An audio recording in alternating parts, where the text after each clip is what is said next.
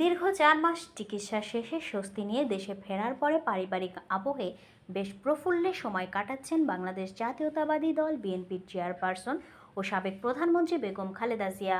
Staff reporter Minhas Uddin জানান, বেশ কিছুদিন পরে এক পারিবারিক অনুষ্ঠানে যোগ দিতে গুলশানের ছোট ভাই শামীম ইস্কান্দারের বাসায় গিয়েছিলেন তিনি। সেখানে পরিবারের অনেকের সঙ্গেই হাসি মুখে সময় কাটিয়েছেন।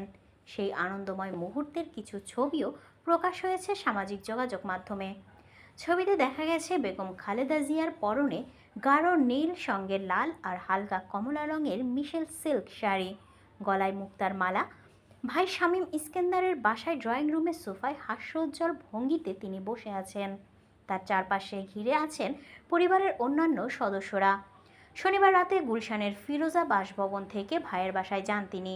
এ সময় তার সঙ্গে ছিলেন দুই পুত্রবধূ ডাক্তার জুবাইদা রহমান ও সৈয়দা শামিলা রহমান।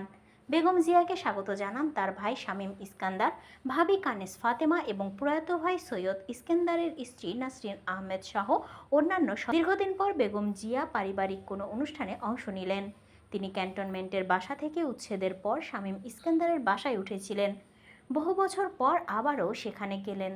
উল্লেখ্য, গত ৬ মে লন্ডন থেকে দেশে ফেরার পর মেডিকেল বোর্ডের পরামর্শ মতো পূর্ণ বিশ্রামেই আছেন বিএনপি চেয়ারপারসন। চিকিৎসকেরা নিয়মিত তার স্বাস্থ্যের ফলো আপ করছেন। চিকিৎসকেরা রোস্টার করে বাসায় গিয়ে বেগম খালেদা জিয়ার স্বাস্থ্য পরীক্ষা করে আসছেন। দ্য লন্ডন ক্লিনিকের চিকিৎসকদের পরামর্শ অনুযায়ী তার চিকিৎসা চলছে। বিএনপি চেয়ারপারসন মেডিকেল বোর্ডের সার্বক্ষণিক পর্যবেক্ষণেই রয়েছেন। বেগম খালেদা জিয়ার স্বাস্থ্যের পুরো বিষয় সমন্বয় করছেন তার ব্যক্তিগত চিকিৎসক ডাক্তার এজেডএম জাহিদ হোসেন। তিনি আগের চেয়ে এখন অনেকটাই সুস্থ আছেন বলে জানান তার ব্যক্তিগত এই চিকিৎসক।